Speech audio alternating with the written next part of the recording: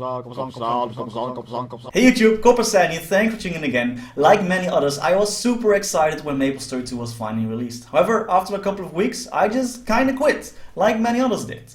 It's been 7 months since then, so it might be a good time to look back into MapleStory2 and see how it's doing. Let's dive right in. I quit MapleStory2 shortly after reaching the max level, which was 50 at the time. But new content has been added, extending the max level to 60 and adding new quests advancing the main story.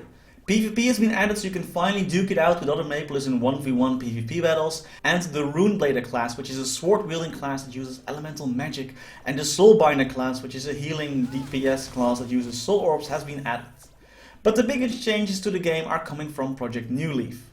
Project New Leaf spanned over a couple of months and a lot of changes were made based on the player feedback, in an effort to make the game more enjoyable, which is a cool thing. I'm happy that Nexon is actually listening to the community.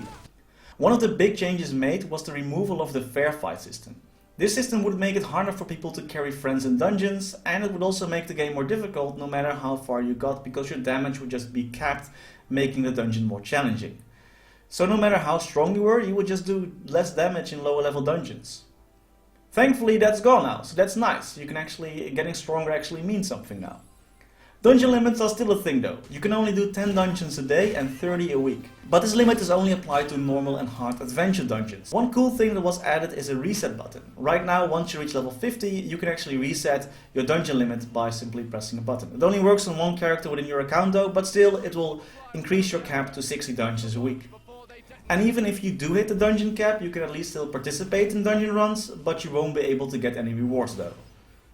A lot of changes to the upgrading system and their meso costs have been made as well.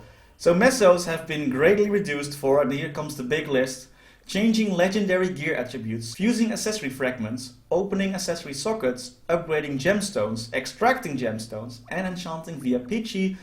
Yeah, basically all those things are cheaper now, which is nice, so you don't have to spend that many mesos anymore. The mesos gained from adventure bonus boxes also has been doubled, and there is now a thing called a meso market where players can sell mesos for merit tokens, or the other way around, you can buy mesos with merit tokens. And finally, trader ribbons were introduced. You can earn those from certain dungeons, and those ribbons allow you to trade gear with other players, which previously wasn't possible. So if you find something that you can't really use, boom, you can trade it, if you have such a ribbon of course. And is that the end of the list? Nope, there's still more. Epic pets are now easier to get, world bosses have their HP reduced by 60%, so they don't take a millennium to kill anymore.